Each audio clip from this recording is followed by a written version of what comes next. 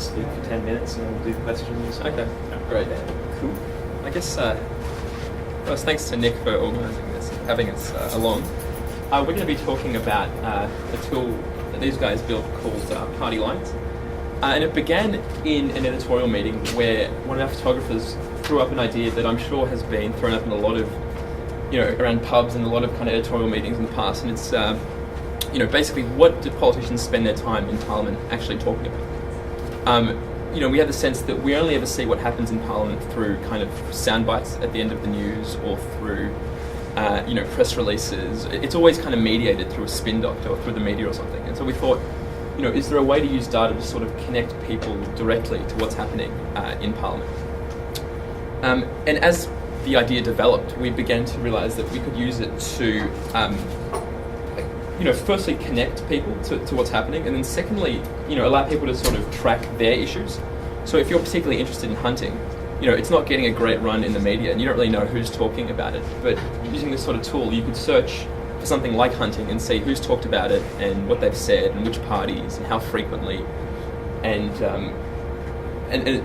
then I guess the third idea was that we could use it to see, what was the media missing? Because, the media will have their focuses. For example, they'll talk a lot about, a good example is the day of the apology to mothers who had their children taken from them. It was the same day that Simon Crean sort of prompted a challenge to Kevin Rudd, and so that was what led the bulletins. But obviously in Canberra, a lot more had been happening that day, and it had been completely missed. So we figured with a tool like this, we could help people to sort of figure out exactly what had happened, that day, and come to appreciate, I guess, what was happening in their country's parliament. So that was the idea behind it. How they built it. All right. So I'll talk a little bit about the process we went through to get to this. It wasn't a very straightforward process. So we started off with grand ideas of being on a track. Exactly what politicians are talking about, who's talking about what, how much they're talking about it, so on and so forth. This was one of the mock-ups we did. It showed it was kind of focused around themes and people. So yeah, we kind of developed these mock-ups quite a lot, which in retrospect was kind of a bad idea because it meant a lot of preconceived ideas about what we'd be able to do and what kind of functionality we would have and that kind of stuff. So once we actually got to a working prototype phase, we realised pretty quickly using the algorithms that we tried that connecting things to themes just wasn't going to happen. Pulling out we got to a point where we could pull out a phrase in a really in a way that we're reasonably confident with, but single words tend to be a problem. And so we ran into a whole lot of issues. We actually ended up developing a fairly robust prototype that we demoed to the journalists, and they really liked it. And then at kind of the 11th hour, we just had to say to them, look, we don't think it's working. It's not doing what we thought, what we told you it would do. We're not confident about putting it out there. I think we have to have so many caveats and such a massive explanation to the user that I just don't think it's worth it. So we had a bit of a sort of crisis meeting where we decided, okay, well, we need to get something out for the first sitting week of Parliament. What can we do with the data that we've got? And so one of the early mock-ups had this kind of crappy visualization as just an example of kind of the kind of stuff that we could do with the data that we had. And people in the building liked it, so we thought, okay, we'll do that. So we built Talking Heads, which takes all that Hansard data that we managed to get via Open Australia and do various things like find the most vocal and the least vocal, filter it by party and whatnot. But we kind of felt like that was it was fun and it's nice, and you can make them all turn into cats if the internet connection is well good enough. Anyway, I'll come back to the cats. There we go. There you go. Joe Hockey was apparently really upset that the fattest cat was him. I don't know. It's just a coincidence, as far as I'm aware. So the other tool we built was again based on one of the feature requests for the original idea, which was to be able to compare the use of language. And so this is something that we focused on as something that we thought we could do, and we thought would be interesting. And so we went about building that. So if you haven't used it, you can compare different phrases and see like the different parties are represented by different colours, so you can get a sense of, in this instance, like this is probably the best example, like carbon tax, carbon price. You can see the different use of language really clear. It's also good for stuff like seeing the topics that kind of come up really briefly, flare, and then die. So binge drinking, live exports, breastfeeding, petrol prices. Do you want to talk a bit about the technical? Yeah. Is there something I forgot? No, I think that's good.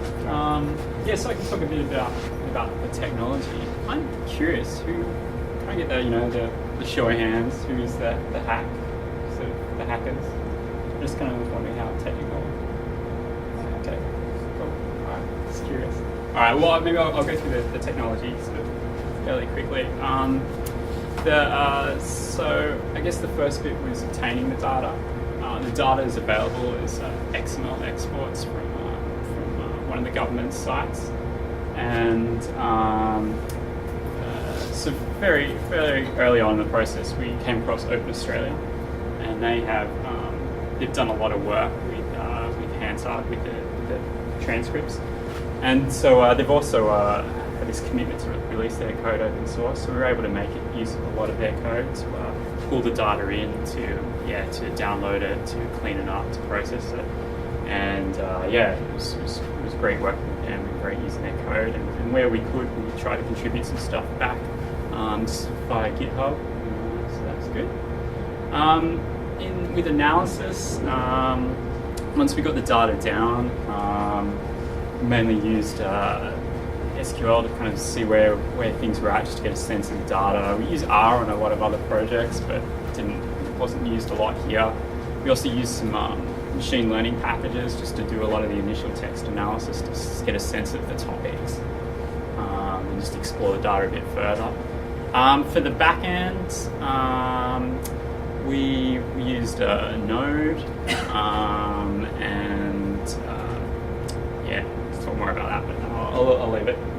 The main challenge with the back end was, I guess, with PartyLines, the user could put in an arbitrary phrase, and then we had to search over like 77 million words to and then generate this sort of aggregated result. The results broken down by party and date, and so that was a bit of a challenge. We looked at I looked at so many different technologies, Lucene to Elasticsearch to everything NoSQL, and in the end came back to Postgres because we had a lot of control over the way we could index the data, and that allowed us to do things that we didn't even use Postgres default text searching. And that just gave us a lot of control to do exactly what we were going to do. On the front end, we use Yeoman toolchain. If you do front end development and don't know it, I definitely recommend you checking it out. It's great for doing front end development. Uses Bower for package management. Anyway, you can come and chat to me later about that. What else on the front end? Backbone, Marionette, and then of course D3, which probably so many of you have heard of,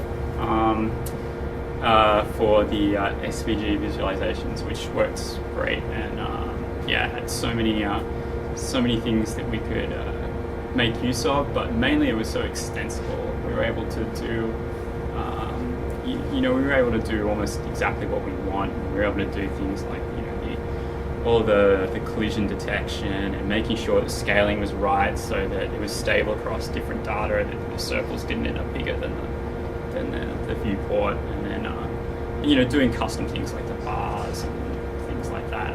It was all possible. There's just one more thing I forgot to add about the process. I think that the thing that we took away from this project most of all was in getting it to a working prototype phase, in whatever format that looks like, is probably the most useful thing that we do. And whether it's it can even just be something put together in Google Refine or something, but something that the journalists can interact with and start digging into the data as quickly as possible in the process was, I think, something that we kind of carried across to Yeah, we definitely subsequent. learned from this project about that. Now we make that a priority to get to the quicker we get, as Jamie said, so that the journalists can start playing with the data, the better. I think it's worked since. And also those tools can be used for other things. They can be used to do validation. I mean, definitely, Safi's caught out a few bugs from like some of the other tools we had. And yeah, cool. Go. So, there's 8 questions now. All right. I'll kick it off. So, what did the journalists actually use it for in-house? Did they get all stories out? Yeah, we did. We got we had set up a blog attached to it called Powerhouse. Oh, sure. There it is. And we used it to basically compare. I guess the initial difficulty was figuring out exactly what the tool could do. And the main thing that we saw was that we could use it to sort of compare the way that different parties used language in order to kind of shape the debate. So the example that Jamie gave was a good one. I'll go back to it. It was the framing carbon one. Obviously, carbon tax is the way that we just know the government's carbon pricing scheme by. It's the name that's been attached to it. And, if you said carbon tax on the street, everyone's going to know what that means. And I think using PartyLines, we were able to, reverse engineer how that happened. Because we could see that initially the government had tried different ways of describing what ended up becoming the carbon tax before settling on carbon price. And when they used it, as you can see, the most mentions it got were like 200 a week. In contrast, there were some weeks where the LNP were using the term over 1,200 times a week. And the sheer effect of that is to kind of hammer it into the public consciousness. And we felt that using PartyLines, we could actually kind of show that and allow people to interact with it and sort of see the context in which it was used. And then price and pollution, by the way, was the Greens' attempt to brand it, which didn't do so well. As you can go down and see how many times in each speech it's just being kind of used, and it's pretty astonishing. And we found actually, I might try and find that post. We actually went. Anyone familiar with Godwin's law? The idea that whoever uses, we used a variation of it. It was whoever drops Hitler or Stalin in an argument first loses. We thought, what if we applied that to Parliament? And we looked for the most egregious uses of Hitler or Stalin. And I think my personal favourite was from Senator Ian MacDonald, who said that one can only assume that Senator Steve Hutchins was supporting the ultimate socialists, that is, communist Russia, when they joined with Nazi Germany to take over the world, he told the Senate. I can only assume, he went on to say, Senator Hutchins thinks there's something good about rolling over to aggression from socialist and Nazi combinations. So we could use it to pull kind of interesting things out like that. But the other way we used it was to support our traditional reporting. So we had a story about how the Labour Party had been deliberately trying to brand Tony Abbott as negative.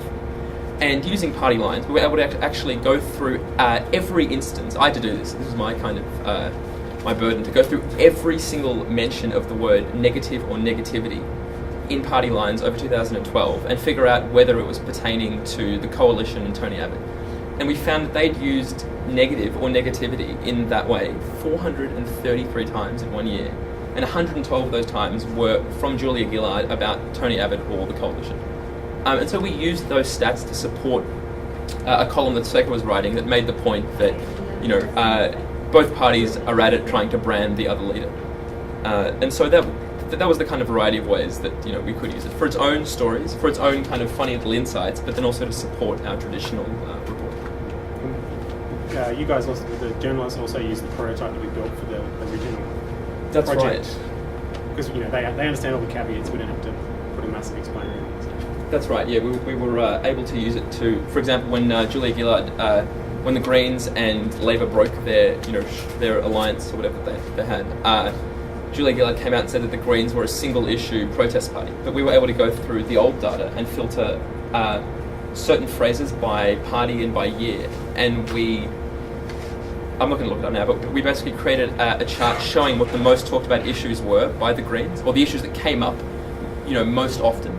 in the data from the Greens, and we found that they actually spanned a whole bunch of issues. There was the war in Afghanistan, there was dental health, there was single parents, there was income management, and so we were able to actually, take a term that was out in the public debate and test it against party lines and say that, well, we actually found that this doesn't match up to reality according to this tool, and then offer that same service to people to say, if your local member says, look, I've been big on the issue of single parents, and that's why you should vote for me.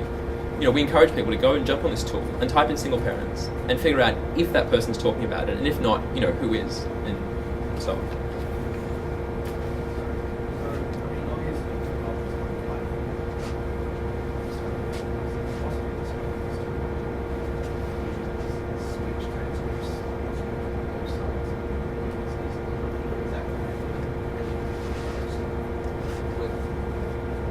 Let's do it.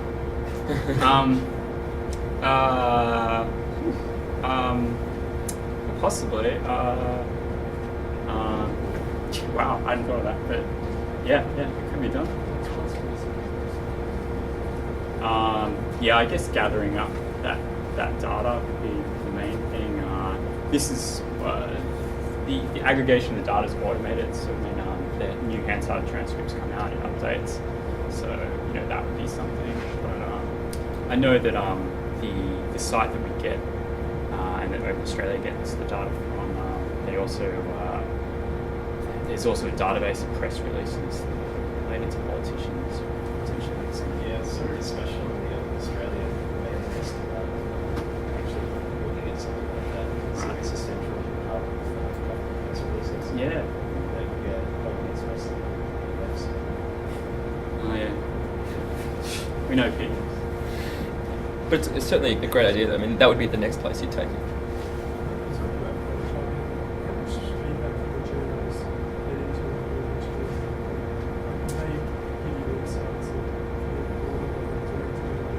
Yeah, I mean, they pretty much drove.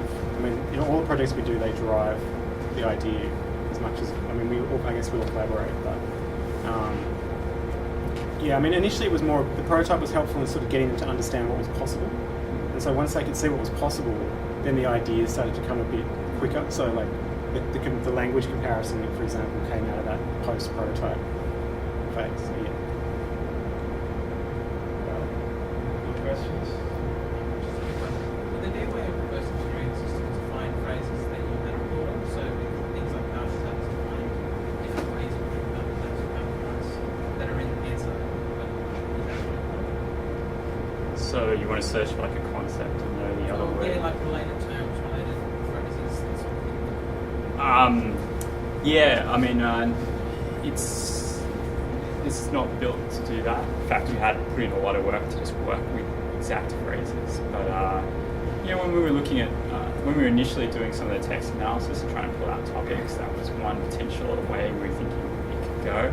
And when we ran some of the machine learning stuff over it, we would get more sort of phrases that represented a concept and might actually be tied back to different phrases in the data. But that's that's quite a difficult thing to communicate to a user. It was very opaque. That sort of thing, presenting that sort of thing, I feel comes with like a lot of explaining to the user what's going on, a lot of caveats. And even this, in terms of showing it to people, we gave it to, we gave it early to places like the Lowy Institute and said, hey, we have this great tool, you should give it a go. And we kind of thought that they would come away with a bunch of ideas, and found that in fact they did. They would type in defense, type in kind of war, and then they, that's it. It's I'd say what BJ's saying is kind of spot on. That kind of communicating to people the potential of the tool is something that is tougher because we only saw it, like we the journos only kind of saw its potential after sitting with it for kind of an hour and typing in different terms, and, sitting around a table throwing ideas around. So, yeah. Can I just ask a quick question about how you were picking up the phrases? I might have missed it earlier, but when you had before carbon price, does that also pick up the phrase price on carbon? That's how I would Yeah. in my head. It doesn't. It does. It does like they call it like stemming, so carbon pricing, stuff like that. handles all those variations. But no, it won't do that because you just, when you get into that sort of thing, then you have to know that that phrase represents a concept, that other phrasing also, and you get into like, you know, more complex machine learning that's very hard to communicate to the users. So And I guess the way to do that would be to type in carbon price, but then also type, I mean, every one of those terms. Oh, yeah, you tax could do on that. carbon. Yeah, That's probably just yeah, okay. finish it there and Yeah. have a chat later on if we've got more questions. So next up we've